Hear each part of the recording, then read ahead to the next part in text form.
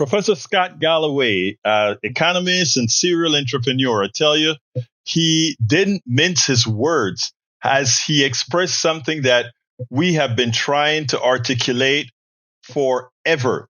And that is our corporate sector corporations don't give a damn about the American people, about society, about anything. Their sole purpose is just as the God of capitalism said. And who's that God? Milton Friedman. And of course, with his cast of Chicago boys who really went throughout the world preaching the gospel to this type of capitalism that has done nothing but wreak havoc on the middle class throughout the world. And you know what? It has come home to roost, because now that we have, for all practical purposes, gone in our backyard and pretty much have the corporate terrorization of the rest of the world. It is as you run out of places to do that, you have to do it at home.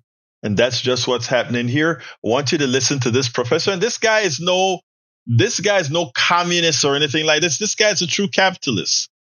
And this is what he has to say. Check this out, and then we'll take it on the other side.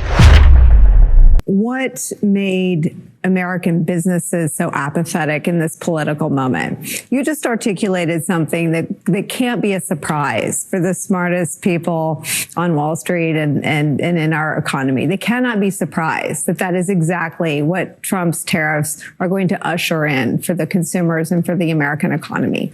Why were they largely silent during the 2024 presidential election? I've been on 7 public company boards and a couple dozen private company boards, and we started virtue signaling and lying to the public that it was about stakeholder value, not shareholder value, that we cared about America, we cared about citizenship, we cared about civil rights, we cared about DEI. That was all BS. At the end of the day, it really is about shareholder value. That's what companies are there for. Private companies are so good at making money, they shouldn't be trusted to do anything else. And if you're waiting for the better angels of Mark Zuckerberg or for Jeff Bezos to stand up and be a true patriot and say no, that he's going to put the cost of tariffs, which is free speech, next to his products, don't hold your breath. And what these companies are doing is saying the best thing you can do for shareholder value in a mob-like economy where there are incentives to behave is to just stay quiet, quite frankly, placate the president, maybe buy the documentary on his wife for $40 million, which is about $38 million more than you would pay for a similar documentary. Maybe give $1 million to his inauguration campaign. Maybe put out a false press release or a misleading one saying you're investing $500 billion. And maybe like Apple or an automobile company or someone who's on his lunch calendar, you'll get an exemption from these tariffs. So their rationalization, and I know that what's happening in these board meetings is let's hold our nose, kiss his ass, quite frankly, and hopefully we'll be one of those companies that gets an exemption. This is the definition of corruption and a kleptocracy, because the companies that don't get an exemption are the small and medium-sized businesses in America, of which create 2/3 of our jobs. And 98% of companies dependent upon import and export are small and medium-sized businesses. So if you're Apple, you have nothing to worry about. If you're even Netflix, this ridiculous 100% tariff on media coming to the U.S., which would result in a tariff on American media and would really hurt Netflix stock didn't really go down. Why? Because people realize that A, the president will probably blink, and 2, Netflix would probably get an exemption.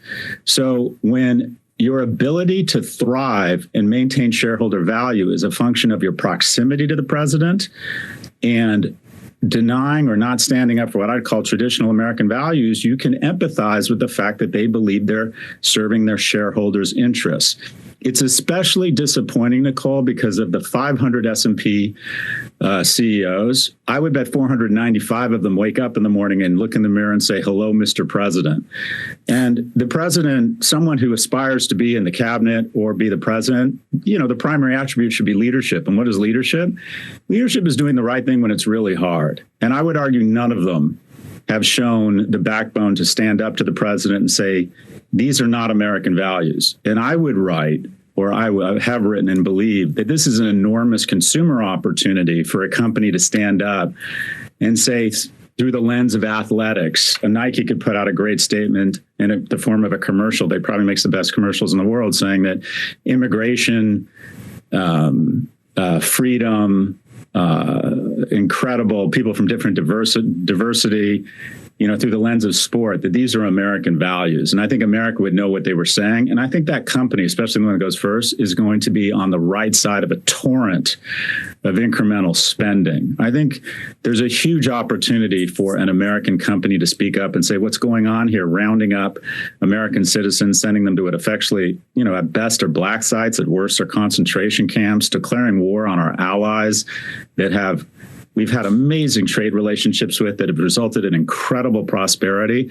I think there's an opportunity for someone to speak up, but no one has taken that risk for fear in the short term it'll hurt shareholder value. In sum, I think there's been a domino effect of cowardice among our CEOs. It's quite disappointing. Unfortunately, though, while I agree with the symptoms and the realities that Scott Galloway speaks about, the one point that I think he fails is that he believes that the system with brave corporate leaders could actually work. The problem is we live in a system that allows, if the dynamics of the system is to allow its failures, if is to allow greed to be rewarded, then it's hard to believe that you would ever have enough benevolency in that structure to have a viable economic system that is equitable for all. So I think it is high time for us now, we the masses, to simply come out and say, this current economic system as it stands has failed. I mean, you determine success or failure by the success or failure of all the parts. And if 80% of the parts are not doing very well, then that system has failed. And I think we can say without any doubt that 80% of Americans are not living that life where the welfare of America as we preach it. But worse, we know that 60% of Americans are in dire strait. So folks, let's get with the program and let's start ensuring that the right folks get elected with the right thought process, with the right belief in an economic system that works for all and not just for the few. We spend a lot of time deconstructing the news, trying to parse it into a form that everybody can understand. We try to find those little nitpicks where it flies above the fray, etc. If you really like these videos that we do, I want to ask a big favor. Please go ahead. Number one, subscribe to our channel. And number two, please join if you can. Thank you so kindly for watching. Keep watching. Please remember to share. We must populate the entire internet with our progressive message, a message that we know is what most Americans say that they want. So help us, please join.